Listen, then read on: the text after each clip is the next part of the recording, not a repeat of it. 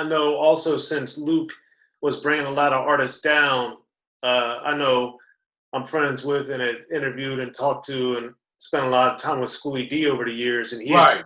he had told me he had spent a lot of time in Miami and with Luke and doing shows and would stay down there.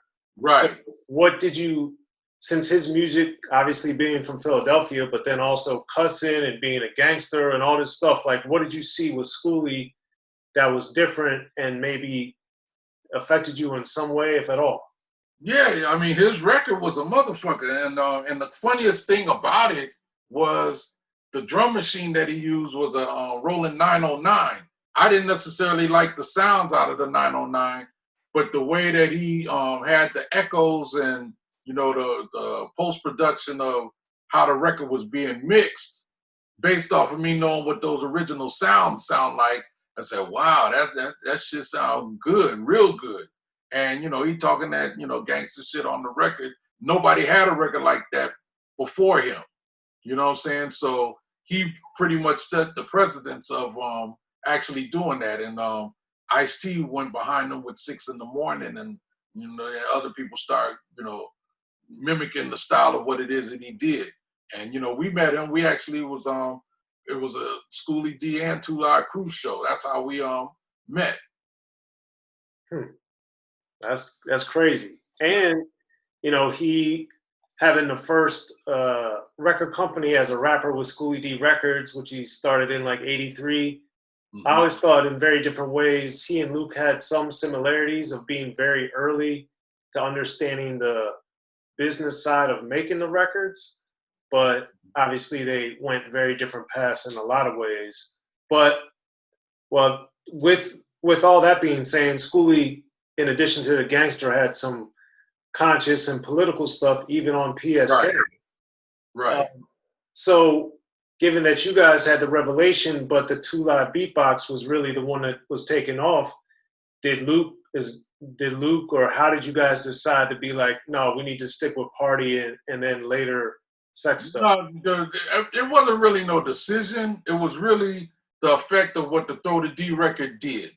Okay. That kind of cemented it, because it was a record that I, wanted to do as an appreciation for Luke and the Ghetto Style DJs bringing us out there, to do shows and helping us, move along to do whatever the hell we was gonna do. But Luke probably knew that it was gonna buy, because basically it was a combination of a couple of things. It was the dance they used to do on the party, and then at the height of the party, they would always play the breakdown to Dance to the Drummer's Beat, and that's when everybody would go crazy in the party. The Trouble Funk record? No.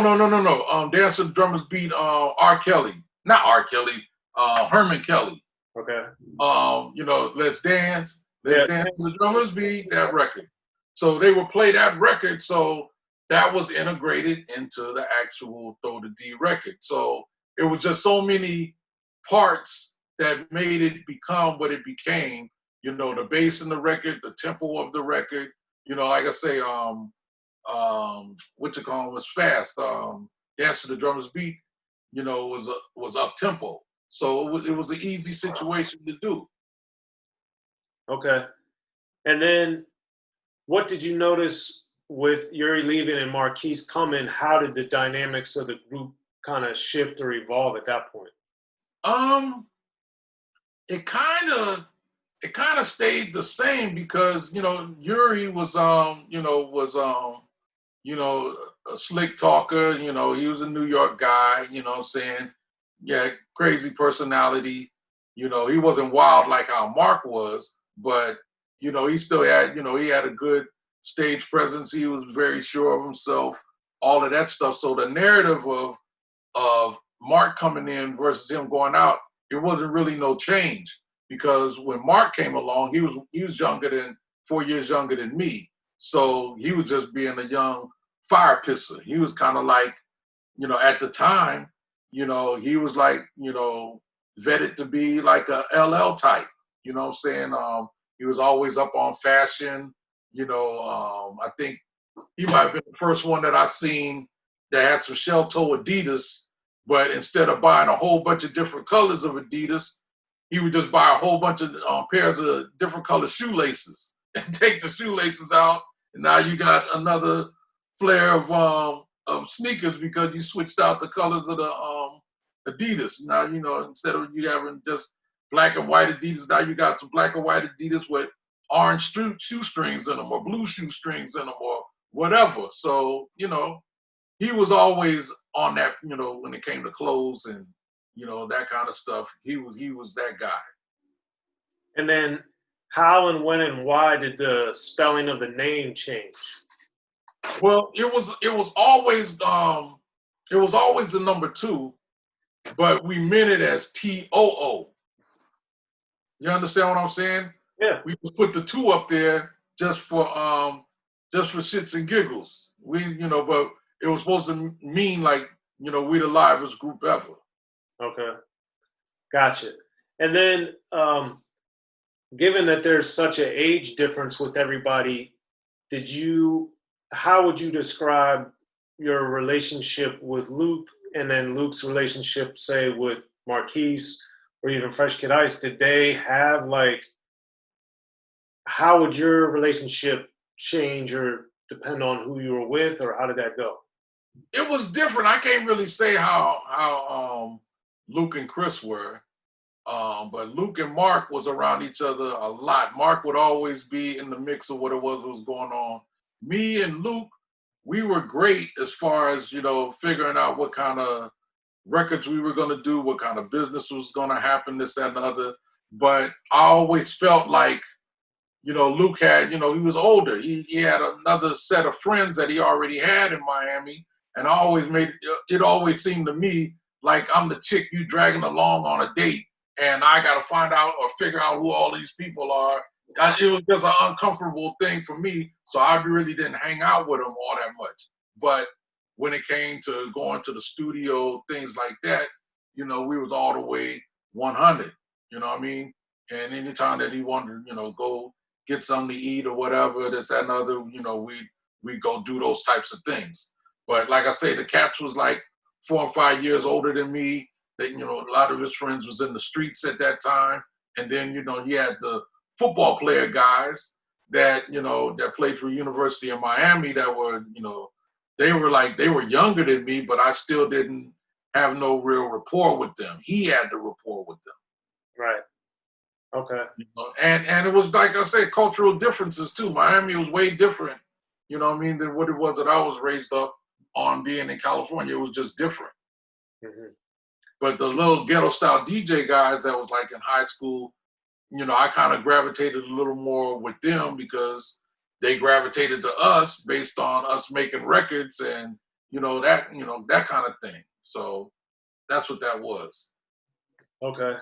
And then with Throw to D's success, how did you guys, you know, end up going from, hey, we're making a couple singles here and there to like, let's do an album for real? Well, that was the thing.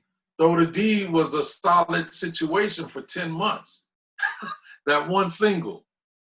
And the thing of it, you know, as the single was starting to get notoriety and starting to branch to other parts of Florida and other parts of the South, we seen that we had something.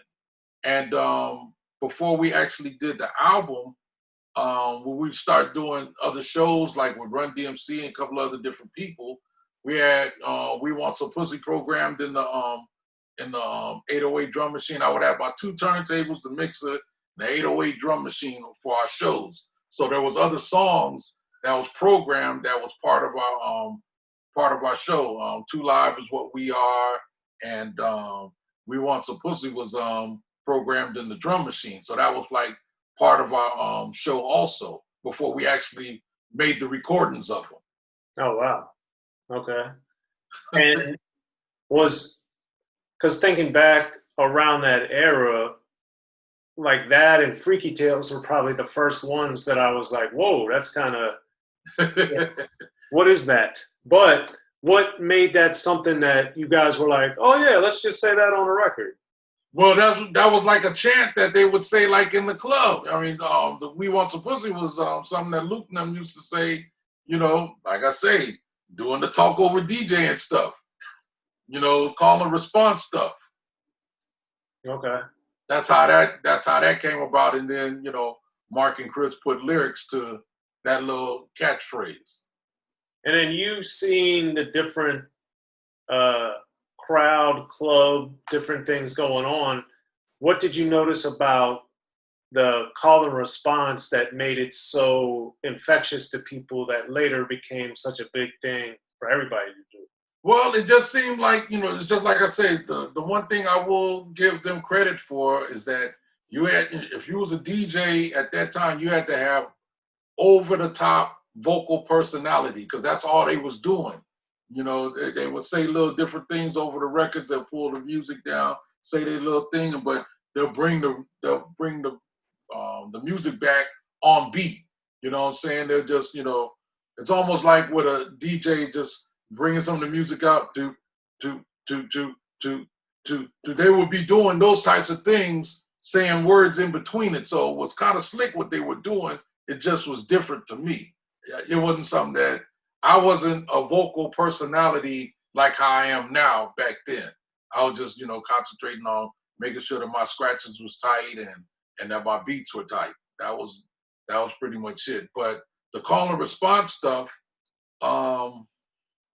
it let me know that it was a big deal, because he was getting, you know, he was getting response with those types of things. So I knew that that was going to be a cool thing when we did stuff like at shows and things like that. So, you know, we just incorporated it into, you know, the record making aspect too. All right. Well, there it is. Well, Mr. Mixx, man, we barely scratched the surface, so we're going to have to come back with parts 2, 3, 4, and 5. But yeah, man, it's great talking with you to get this first stuff in the can, so we can, you know, start explaining why what you did with that 2 Live Crew and everything else is so phenomenal. So we really appreciate you coming through, man. We look forward to part 2 coming through. Maybe I'll have another type of backdrop next time we do it, so all of the things, it won't just look like it's the same thing. I'll do that. Sounds good, man. Well, thanks for coming through to Unique Access, Mr. Mixx. No problem. Thank you. Thank you for having me.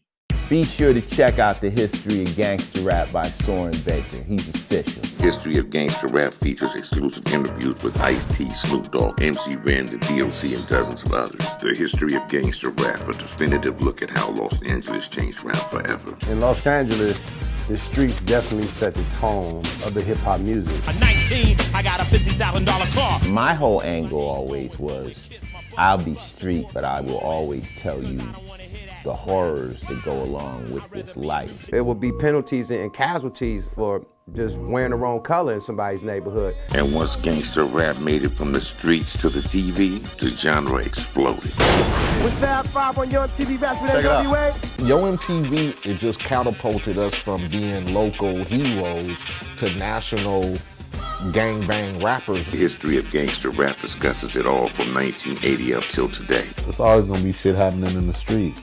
You know what I mean? So it's always gonna be something to talk about. The History of Gangster Rap in stores now.